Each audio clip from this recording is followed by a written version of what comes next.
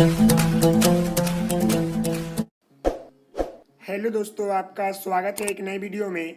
आज हम इस वीडियो में यह जानेंगे कि आकलन क्या होता है, आकलन किसे कहते हैं, आकलन क्यों जरूरी है, आकलन के कितने प्रकार होते हैं और आकलन के उद्देश्य क्या है, इसके बारे में इस वीडियो में जानेंगे। आप हमारे साथ शुरू से लेकर अंत तक बने रहेंगे क्योंकि यह जो पॉइंट है आकलन काफ़ी महत्वपूर्ण है, क्योंकि आपके प्रीवियस ईयर एग्जाम में इससे क्वेश्चन पूछे गए थे और हर ईयर जो है इस पॉइंट से क्वेश्चन पूछे जाते हैं कि आकलन के उद्देश्य को बताएं, आकलन क्यों जरूरी है शिक्षण अधिगम में, आकलन जो है सतत आकलन एवं मूल्यांकन क्यों जरूरत है, इसके बारे में जो है हर साल क्वेश्चन पूछे जाते हैं। तो आपको जो है आकलन से रिलेटेड जितने भी आपको डाउट थे मैं इस वीडियो में क्लियर करने वाला हूं और आज के बाद जो है आकलन से रिलेटेड जो भी प्रश्न आएंगे उसे आप अच्छी तरह से कर पाएंगे।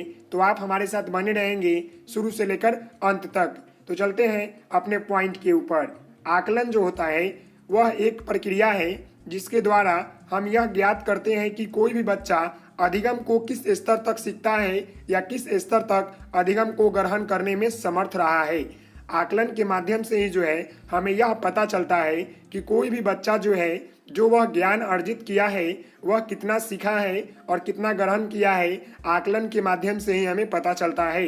तो आकलन वह प्रक्रिया है जिसके द्वारा हमें यह ज्ञात होता है कि कोई बच्चा अधिगम को किस स्तर तक सीखता है या किस स्तर तक अधिगम को ग्रहण करने में समर्थ रहा है, इसी को है आकलन कहते हैं। सेकेंड पॉइंट मैंने डाला है, आकलन की प्रक्रिया में शैक्षिक उद्देश्यों एवं लक्ष्यों को प्राप्ति के लिए तथा विद्यार्थियों द्वारा अर्जित किए गए ज्ञान को परखने के लिए आकलन किया जाता है।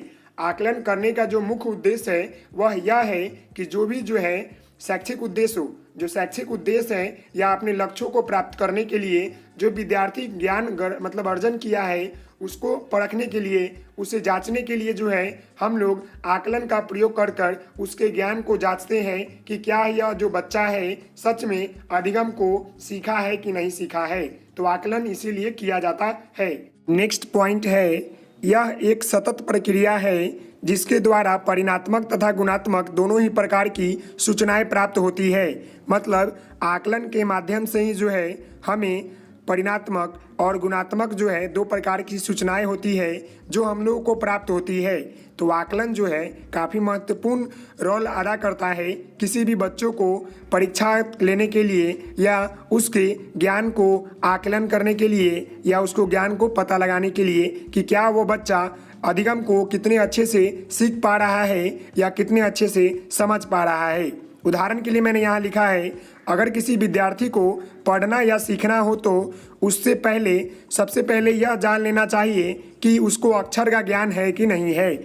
मतलब किसी भी विद्यार्थी को अगर हिंदी या इंग्लिश का बुक पढ़ना हो तो सबसे पहले उसे अक्षर का ज्ञान होना जरूरी है। न जब तक उसके पास अक्षर का ज्ञान नहीं होगा तब तक जो है वह किसी प्रकार का पुस्तक नहीं पढ़ पाएगा। तो यह जो है आकलन का ही एक पार्ट है कि किसी भी विद्यार्थी को किसी चीज़ के बारे में जानकारी है तो सबसे पहले या उसको जानकारी लेनी हो तो सबसे पहले उसके पूर्व ज्ञान को आकलन करना जरूरी है कि क्या वो बच्चा इसके पहले वाले चीज़ों को जान रहा है कि नहीं जान रहा है। क्योंकि जब तक वो इसके पहले वाले चीज़ों को नहीं जानेगा तब तक वो आगे वाली चीज़ों को कैसे जानेगा।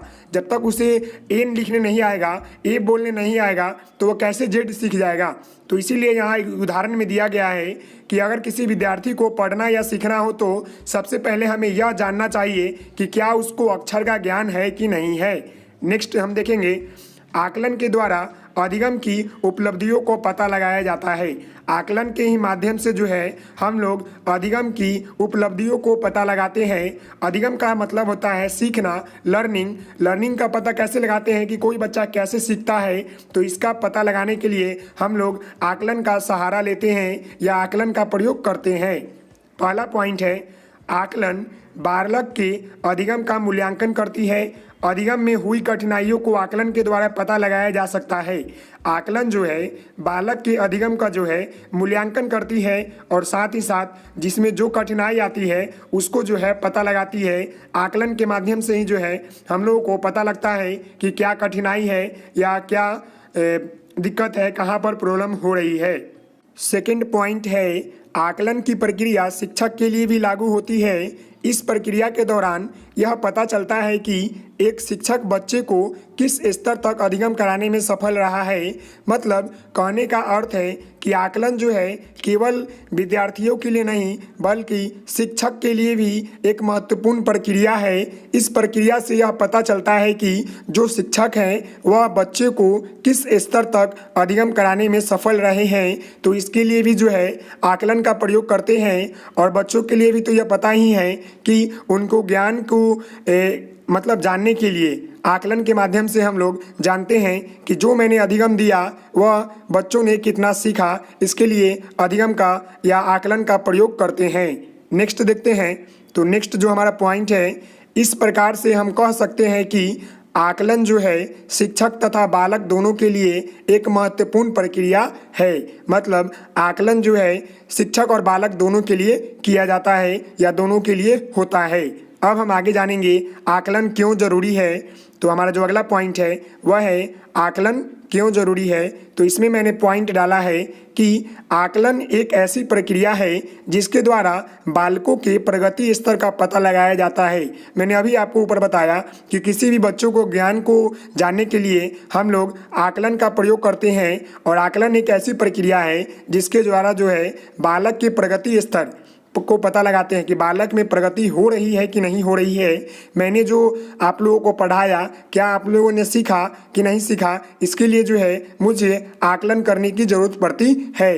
नेक्स्ट है आकलन से यह पता लग जाता है कि बालक कहाँ पर समझता है तथा कोई कोई ऐसी भी तथ्य होता है जहाँ बालक समझने में असमर्थ होता है। यह बात आकलन के द्वारा ही पता चलता है।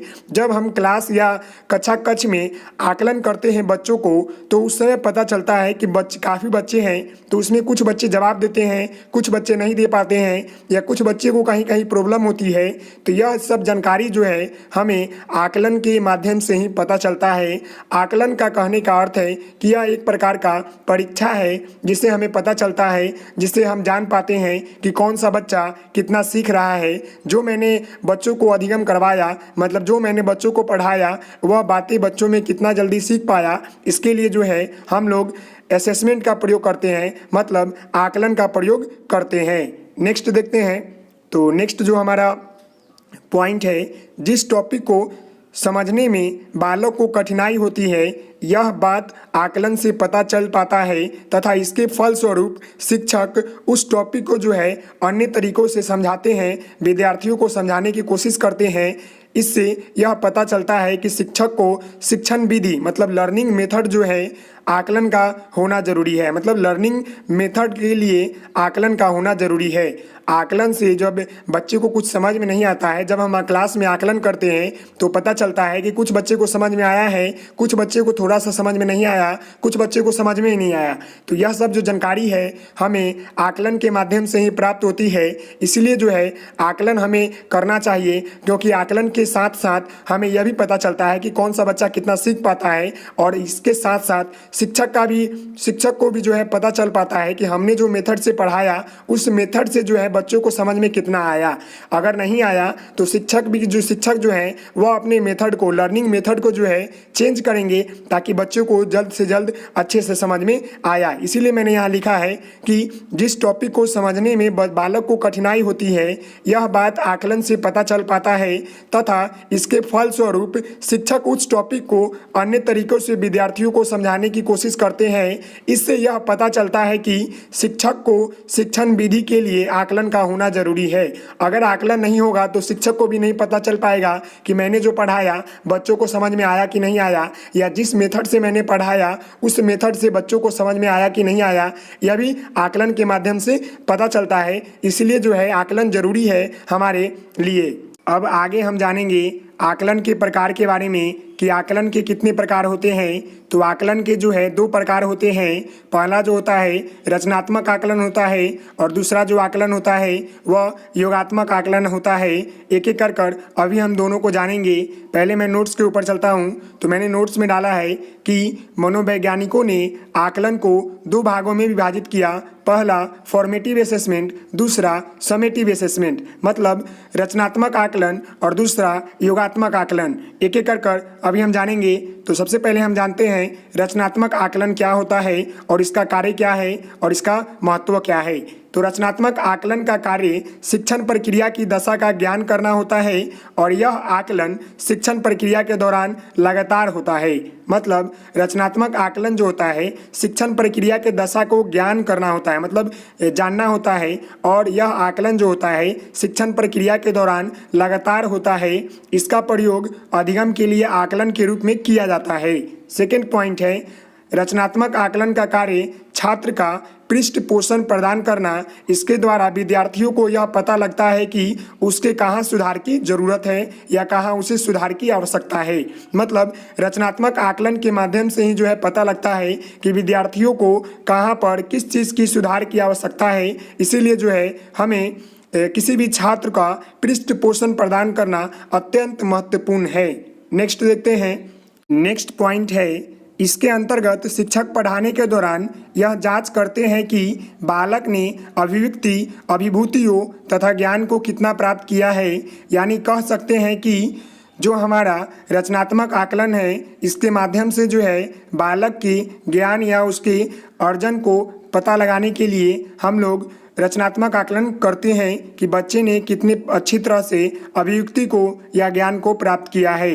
नेक्स्ट जो पॉइंट है यानी हम कह सकते हैं कि पढ़ाई के दौरान किया गया आकलन रचनात्मक आकलन कहलाता है। अगर आपसे कोई पूछता है कि रचनात्मक आकलन क्या है तो आप एक लाइन में कह सकते हैं कि पढ़ाई के दौरान जो किया गया आकलन है उसी को जो है हम लोग रचनात्मक आकलन कहते हैं। आकलन का अर्थ है मतलब जान पाना, परीक्षा लेना, इसी को हम लोग कहते हैं। हम कह सकते हैं कि पढ़ाई के दौरान किया गया आकलन रचनात्मक आकलन कहलाता है।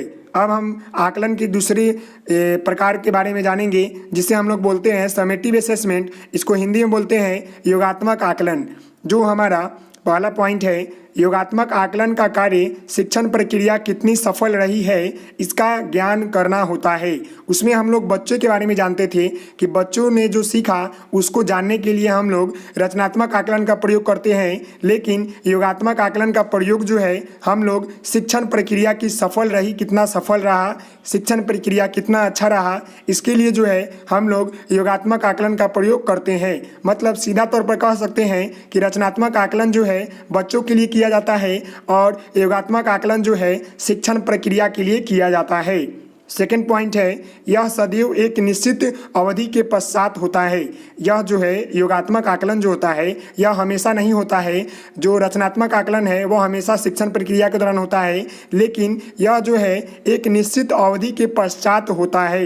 नेक्स्ट जो है योगात्मक आकलन अधिगम के आकलन के रूप में किया जाता है। मतलब योगात्मक आकलन जो है सीखने के आकलन, जो हम लोग कोई सीखते हैं उसके आकलन के रूप में किया जाता है। नेक्स्ट देखते हैं पॉइंट क्या है। इसका कार्य छात्र को ग्रेड व परिणाम प्रदान करना होता है। जो हमारा योगात्मक आकलन जो होता है इसका जो मुख्य कार्य होता है यह होता है कि छात्र को ग्रेड व परिणाम प्रदान करना होता है, मतलब नंबर देना होता है। नेक्स्ट देखते हैं। तो नेक्स्ट जो पॉइंट है योगात्मक आकलन के दौरान विद्यार्थी को यह पता लगता है कि उसमें कितना सुधार किया गया है, मतलब कितना सुधार आया है। जब हम किसी बच्चे का योगात्मक आकलन करते हैं, जब नंबर देते हैं या ग्रेडिंग देते हैं, तो जब बच्चा देखता है तो उसे पता चलता है कि हाँ मैंने इस सब्जेक्ट में इतना मेहनत किया तो इतना मुझे ग्रेड मिला। तो उसे यह पता चलता है कि मुझे कहाँ सुधारने की ज़रूरत है या मुझे कहाँ और अच्छा करने की ज़रूरत है। नेक्स्ट पॉइंट है यह मूल्यांकन सत्र साल की समाप्ति के बाद होता है। जो हमारा योगात्मक आकलन है यह साल की समाप्ति के बाद होता है। इस आकलन के अंतर्गत शिक्षक यह जांच करते हैं कि बच्चों ने ज्ञान को किस सीमा तक प्राप्त किया है। इसका मुख्य कार्य यही है कि बच्चों को यह बताना कि आपने जिस सब्जेक्ट में मेहनत किया उस सब्जेक्ट में अच्छे ग्रेड आया और जहाँ नहीं किया वहाँ पर आपको सुधार करने की ज़रूरत है। और यह जो आकलन होता है या मूल्यांकन जो होता है यह साल के अंत में होता है। इससे यह भी पता चलता है कि बच्चे ने ज्ञान को किस सीमा तक सीखा या किस प्रकार सीखा। अब हम आगे जानेंगे कि आकलन के उद्देश्य क्या है और आकलन क्यों किया जाता है। तो मैंने आपको यहाँ 4 पॉइंट में आकलन के उद्देश्य के बारे में बताया है जो मैं अभी आपको बताने वाला हूँ। पहला पॉइंट है कि आकलन के द्वारा बच्चों के प्रगति स्तर का पता लगाया जाता है। मतलब आकलन के माध्यम से ही जो है हम किसी बच्चों को यह जान पाते हैं कि उसके अंदर जो कौशल है, जो योग्यता है, जो क्षमता है वह कितना अच्छा है। तो आकलन के माध्यम से ही जो है हम लोग पता लगाते हैं। सेकेंड पॉइंट है बालक के योग्यता, कुशलता, क्षमता तथा गुण इत्यादि का पता आकलन के द्वारा ही लगाया जाता है। थर्ड पॉइंट है शिक्षक की कुशलता एवं सफलता का पता भी आकलन के द्वारा ही लगाया जाता है। आकलन से ही जो है किसी शिक्षक की पढ़ाने की विधि या पढ़ाने की कुशलता एवं सफलता का पता चलता है कि वह जो शिक्षक है कैसे पढ़ा रहा है। तो इसके लिए भी जो है आकलन की ज़रूरत पड़ती है। लास्ट पॉइंट है आकलन के द्वारा अध्ययन एवं अध्यापन दोनों को प्रभावशाली बनाया जाता है। मतलब आकलन के ही माध्यम से अध्ययन एवं अध्यापन दोनों को प्रभावशाली बनाया जाता है। तो यह सब जो है आकलन के मुख्य उद्देश्य थे। तो यह जो वीडियो मैंने अभी आपको बताया यह आकलन के सारे पार्ट से रिलेटेड था, जो कि आपके लिए काफ़ी महत्वपूर्ण है। और आकलन से जो प्रश्न आते हैं आप चाहेंगे तो इन सारी बातों को उसमें लिख सकते हैं, तो काफ़ी बेहतरीन होगा। तो आशा करता हूँ कि यह वीडियो आपको अच्छा लगा होगा। तो आप हमारे चैनल को लाइक करेंगे, शेयर करेंगे, सब्सक्राइब करेंगे। Thank you for watching this video. Please like share and subscribe my channel. तो मिलते हैं नेक्स्ट वीडियो में, तब तक के लिए धन्यवाद। Thank you.